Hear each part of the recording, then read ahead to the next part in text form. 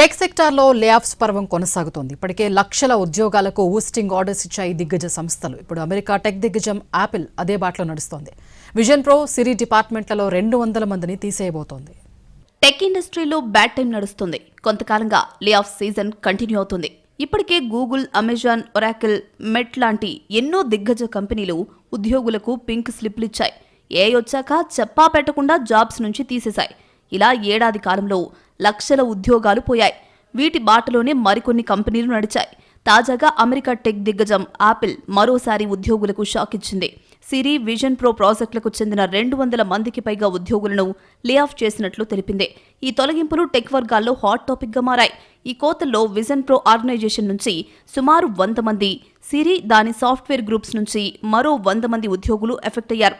IPhone, iPad, మ్యాక్లలో AI ఫ్యూచర్లను అభివృద్ధి చేసే intelligent systems experience team కూడా ఈ లేఆఫ్స్ పరిధిలోకి రావడం హైలైట్. విజన్ ప్రో హెడ్సెట్ విభాగానికి ఈ లేఆఫ్స్లో గట్టి దెబ్బ తగిలింది. గేమింగ్ టీంను పూర్తిగా మూసివేయడంతో పాటు మిలియన్ల కొద్దీ ఖర్చయ్యే ఇమ్మర్సివ్ వీడియో కంటెంట్ ప్రొడక్షన్ టీంను యాపిల్ కుదించింది. తక్కువ యూజర్ బేస్ కారణంగా ఖరీదైన వీడియోల తయారీని తగ్గించి భవిష్యత్తులో బయటి స్టూడియోలపై ఆధారపడాలని డిసైడ్ అయింది. ఇక సిరి అసిస్టెంట్ పరిస్థితి ఇందుకు భిన్నంగా ఉంది. కొత్త ఏఐ ఆర్కిటెక్చర్తో సిరిని పూర్తిగా రీడిజైన్ చేసే పనిలో ఉన్న యాపిల్ పాత నైపుణ్యాలకు స్వస్తి పలికి సరికొత్త ఇంజనీర్లను నియమించుకుంటోంది. రాబోయే పబ్లిక్ బీటా వెర్షన్ కోసం టెక్నాలజీని మారుస్తున్న క్రమంలోనే ఈ ఉద్యోగ మార్పులు చోటు చేసుకుంటున్నట్లు తెలుస్తోంది.